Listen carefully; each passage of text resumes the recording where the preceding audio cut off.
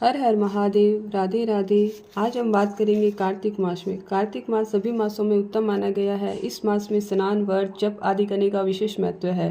फिर भी इस स्नान में ब्रह्म मुहूर्त में स्नान करने का महत्व है। इस मास में मंदिर जाना, घर में तुलसी या पीपल के वृक्ष के पास बैठकर कार्तिक मास के भजन गाना, कहानियाँ सुनने का बहुत ही ज़्यादा महत्व बताया गया है। सब कहानियाँ कहकर विनायक जी की कहानी कहना और अंत में लब से तब सिखाने का महत्व भी बहुत बताया गया है। तो आज मैं यहाँ कार्तिक मास की सारी कहानियाँ एक ही साथ एक ही वीडियो में लेकर आई हूँ। तो शुरू करते हैं। सबसे पहले तुलसी जी की कहानी, बुढ़िया माई और कृष्ण भगवान की। कार्तिक के महीने में सब स्त्रियाँ तुलसी माता को सींचने जाती थी। कोई धन मांगती, कोई सुहाग मांगती और सींच कर आ जाती थी। एक बुढ़िया माई थी जो रोज तुलसी सींचने जाती और पूजा करती और कहती, तुलसी माता सत की दाता, मैं बिडलू सींचू तेरा, तू कर निस्तार मेरा। तुलसी माता लड्डू दे, गड्ढू दे, पीतम्बर की धोती दे, मीठा मीठा ग्रास दे, बेंकुंठ का वास दे, चटक की चाल दे, पटक की मोद दे, चंदन को काट दे, झालर को झिनकार दे, साई को राज दे, दाल भात का जिमण दे, 11 के दिन दे, आप श्री कृष्ण भगवान की कान दे। बुढ़िया माई की इतनी सारी बातें सुनकर तुलसी माता सूखने लगी। तब भगवान ने पूछा, आपको इतनी स्त्री आकर पूजा करती है, जिमाती है, मानती है, फिर भी आप सूखकर पिंजर कैसे हो गई हो? तुलसी माता बोली, मेरे मन की मत पूछो। भगवान बोले, जैसी बात है बताओ, मैं नहीं पूछूंगा तो कौन पूछेगा? तब तुलसी माता कहने लगी, एक बुढ़िया माई आती है रोज और मेरी पूजा करती है, इतना कुछ मांगती है, मैं बाकी सब तो दे दूंगी, पर वो आप श्री कृष्ण का कान कहाँ से दूंगी? भगवान बोले, आप चिंता मत करो, बुढ़िया माई जब मरेगी तब मैं मौके पर अपने आप पहुंच जाऊंगा। थोड़े दिन बाद बुढ़िया माई मर गई। बुढ़िया माई के परिवार में कोई नहीं था। सारे गांव वाले कहते बुढ़िया माई बहुत धर्मात्मा थी।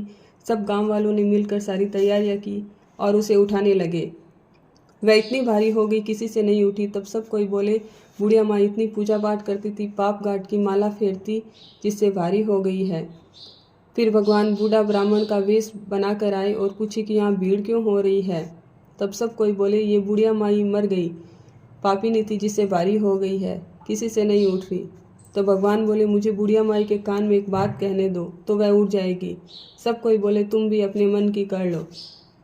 तब भगवान बुढ़िया माई के कान में जाकर बोले, बुढ़िया माई तू बिडलो सिंचो मेरो, मैं करूँ निस्तार तेरो।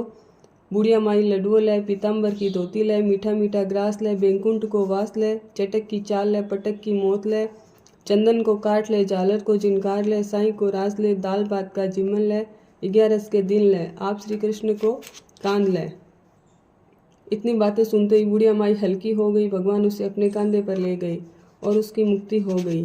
हे तुलसा माता, जैसी बुढ़िया माई को मुक्ति दिलाई वैसी सबकी मुक्ति करना। बोलिए तुलसी मैया की जय, बोलिए श्री कृष्णचंद्र भगवान की जय। पीपल पतवारी की कहानी। एक गुजरी थी जो दूध दही बेचा करती थी। एक दिन उसने अपनी बहू से कहा, बहू दूध दही बेच आओ। कार्तिक का महीना था। बहू दूध दही बेचने जा रही थी कि देखी बहुत सारी औरतें पीपल पतवारी सींच रही है। वह वहां गई और पूछने लगी, आप लोग क्या कर रही हो? तब औरतें बोली कि हम तो पीपल पतवारी की पूजा कर रहे हैं। तब बहू बोली, इससे क्या होता है? औरतें बोली कि इससे अन्न धन लाभ होता है और बिछड़ा हुआ पति मिल जाता है। तब बहू बोली, सोची कि ये लोग तो पानी से सींच रही हैं, मैं तो दूध दही से सींचूंगी तो पतवारी माता और भी ज़्यादा खुश होंगी। बहू रोज दूध पीपल में और दही पतवारी में सींच देती। गुजरी रोजाना कहती, दूध दही का दाम लाओ। तब बहू कहती, महीना पूरा होने पर ला दूंगी। इस तरह कार्तिक का महीना पूरा हो गया। पुण्यों के दिन गुजरी ने बहू से दूध दही का दाम मांगा तो बहू पीपल पतवारी के धरने पड़ गई। पीपल पतवारी से पूछे कि तुम हमारे धरने क्यों पड़ी हो? तब बहू बोली, सासू मेरे से दूध दही का दाम मांग रही है, अब मैं कहाँ से लाऊं? पीपल पतवारी बोले, हमारे पास तो ये पान पत्ता है, यही ले जाओ। बहू एक टोकरी में पान पत्ता डालकर ले गई और डर के मारे ओढ़कर सो गई। गुजरी बोली, बहू दाम लाई हो क्या? तब बहू बोली, हाँ सासू जी, टोकरी में रखा है। सासू जी जाकर देखी तो टोकरी में हीरा मोती जगमगा रहे थे। सासू बहू को पूछी कि इतना सारा धन कहाँ से लाई? तब बहू ने सारी बात सच सच बता दी। तब सासू बोली कि ऐसी बात है तो मैं भी अब कार्तिक मास में पीपल पतवारी सींचूंगी। सासू दूध दही तो बेच आती और हांडी धोकर पीपल पतवारी में गिरा देती और आप अपनी बहू को कहती, मेरे से दूध दही का दाम मांग। तब बहू बोली कि सासू जी मैं कैसे मांगू? तो सासू बोली कि नहीं तू मांग। तब बहू बोली, सासू जी दूध दही का दाम लाओ। सासू जी पीपल पतवारी के धरने बैठ गई। पीपल पतवारी सासू को पान पत्ते दिए। तब सासू एक टोकरी में पान पत्ता लाकर रख दी। बहू जाकर टोकरी में देखी तो उसमें कीड़े मकोड़े चल रहे हैं। बहू सासू के पास दौड़कर गई। सासू आकर देखे तो उसमें कीड़े मकोड़े हैं। तब सासू बोली, पीपल पतवारी ने दो भांति की है, बहू को तो धन दिया है और मुझे कीड़ा। तब सब कोई बोले कि बहू ने तो सत्य से पीपल पतवारी सींची थी, सच्चे मन से पूजा की थी, और सासू धन की भूखी सींची थी, इसलिए बहू को धन मिला और सासू को कीड़ा। हे पीपल पतवारी माता, जैसे बहू को टूटी वैसे सबको टूटना। बोलिए पीपल पतवारी माता की जय। इल्ली दूणिया की कहानी। एक इल्ली थी, एक दूणिया था। कार्तिक का महीना आया। इल्ली बोली, चलो दूणिया हम लोग कार्तिक नहाते हैं।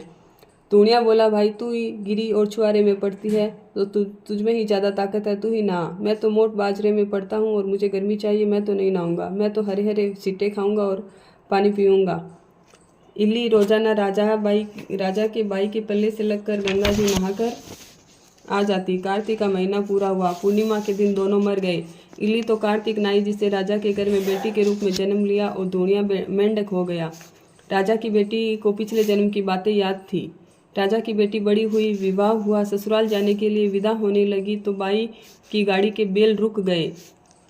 तब राजा रानी बोले कि बैल क्यों रोके, तुम्हें जो चाहिए सो मांग लो। तब बाई बोली, मुझे तो ये मेंढक सोने की सांकल से बांध कर मेरे रथ से बांध कर दे दो। तब राजा रानी बोले कि मेंढक क्या मांगती हो, तुम्हें जो कुछ धन दौलत चाहिए मांग लो। बाई बोली कि मुझे तो मेंढक ही चाहिए। तब मेंढक उसके रथ से बांध दिया। बाई महल में जाने लगी, तब सीढ़ी के नीचे उसे मेंढक को बांध दिया। जब रानी रोज नीचे उतरती तब मेंढक कहता, रिमक जिमक श्याम सुंदरी, ये बाई थोड़ो पानी डो तो प्या। तब रानी कहती, पानी डो तो प्याऊं, तू मोट बाजरी सु ध्यायो, मैं कहती सुन मारा धूणिया कार्तिकड़ो नाई। एक दिन बाई की देरानी जेठानी ने यह बात सुन ली और राजा को जाकर बोली कि आप रानी लाए हो, वो जादूगरनी है। मनुष्य से तो सभी बात करते हैं, ये तो जानवरों से बात करती है। तब राजा बोला कि मैं आंखों देखी बात मानूंगा, कानों सुनी बात नहीं मानूंगा। तब राजा छिप कर बैठ गया। रानी महल से उतरी तो मेंढक ने वही बात पूछी और रानी ने वैसे ही जवाब दिया। तब राजा कटार लेकर खड़ा हो गया और बोला कि तुम इस जानवर से क्या बातें करती हो, जैसी बात है मुझे बताओ, नहीं तो मैं तुझे मार दूंगा। तब रानी बोली कि स्त्री का और रसी का अंत नहीं लेना चाहिए। तब राजा बोला, मैं तो अंत का ही भूखा हूँ। रानी बोली, पिछले जन्म में मैं इल्ली थी और ये मेंढक धूणिया था। मैं धूणिया से कहती कि चलो हम कार्तिक नहाते हैं, पर ये नहीं नहाया। मैं रानी के पल्ले से लगकर रोज कार्तिक नहाती थी, जिसके पुण्य से मैं राजा के घर बेटी के रूप में जन्म लिया और ये मेंढक हुआ। इसलिए हम दोनों को पिछले जन्म की बातें याद है और हम वो बातें करते हैं। कार्तिक नहाने के पुण्य से ही मैं आपके घर में ब्याही गई और अब राजपाट करती हूँ। राजा बोले कि कार्तिक में गंगा जी नहाने का इतना पुण्य है तो हम दोनों जन जोड़े से नहाएंगे, बहुत दान पुण्य करेंगे, अगले जन्म में इससे भी अधिक ज़्यादा मिले। राजा रानी जोड़े से कार्तिक नहाने लगे। उनके घर में बहुत धन संपत्ति हो गई। मेंढक भी कार्तिक नहाया, जिससे उसे भी मोक्ष मिला। राजा ने सारी नगरी में हेला फिरा दिया कि सब कोई कार्तिक नहावे। हे कार्तिक माता, जैसी इल्ली को टूटी वैसे सबको टूटे, अपने सारे परिवार को टूटे। बोलो कार्तिक माता की जय। जाटका और बाटका की कहानी। एक जाटका था, एक बाटका था। जाटका अपने ससुराल गया और बाटका अपनी बहन के गया।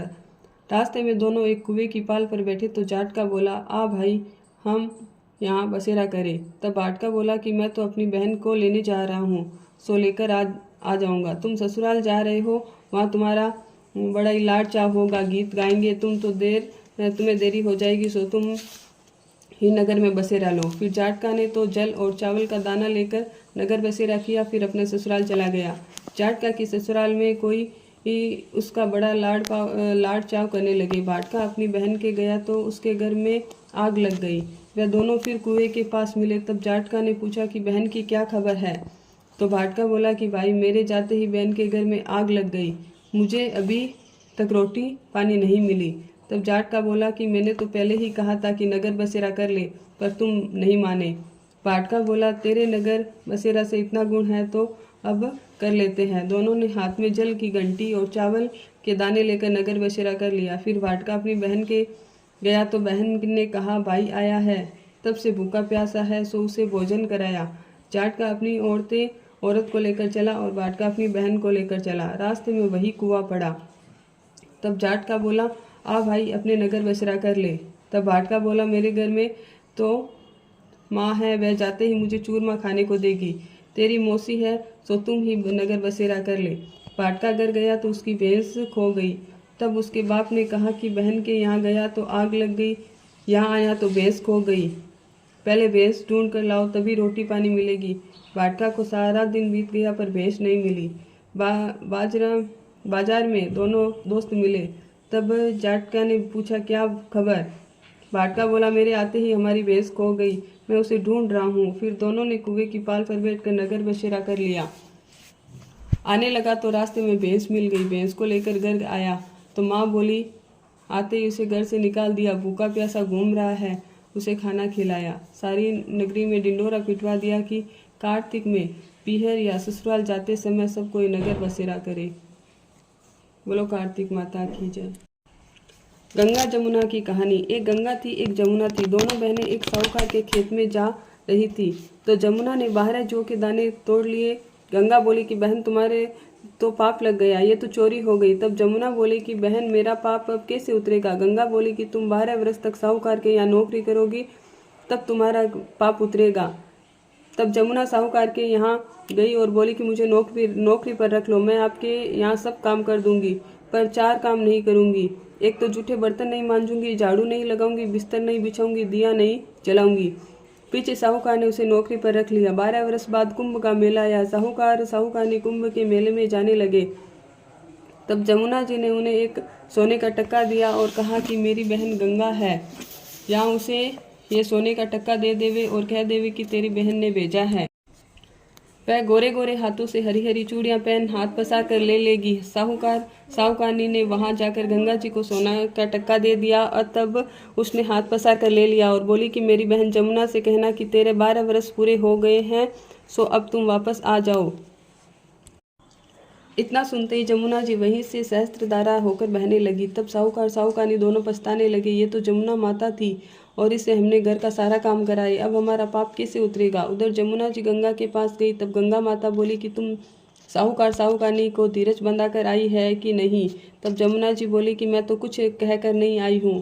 गंगा माता बोली, तुम वापस जाकर उन्हें धीरज देकर आओ। तब जमुना जी साहूकारनी के सपने में आई और बोले कि आप लोग उठो, आप लोग क्यों पछता रहे हो, मैं जमुना जी हूँ। तब साहूकारनी बोले कि हम कैसे उठे, हमारे तो पाप लग गया, हमने आपसे ऊंचा नीचा घर का सारा काम करवाया। जमुना जी बोले कि आपसे कोई पाप नहीं हुआ है, मैं तो अपना पाप उतारने आई थी। मैं आपके खेत से जा रही थी तो मैंने 12 दाने जौ के तोड़ लिए थे। मेरे 12 वर्ष पूरे हो गए, इसलिए मेरा पाप उतर गया। आपके कोई पाप नहीं है, आपकी मुक्ति होगी। इतना कहकर जमुना जी चली गई। उनके घर में धन संपत्ति भरपूर हो गई। हे गंगा जमुना माता, जैसे साहूकारनी के दर्शन दिए वैसे सबको देना, सबकी मुक्ति करना। बोलिए गंगा मैया की जय, जमुना मैया की जय। ये थी कार्तिक मास की 5 कहानियाँ। फिर भी कोई गलती हो गई है, त्रुटि हो गई है तो क्षमा करें। राधे राधे, जय श्री कृष्ण।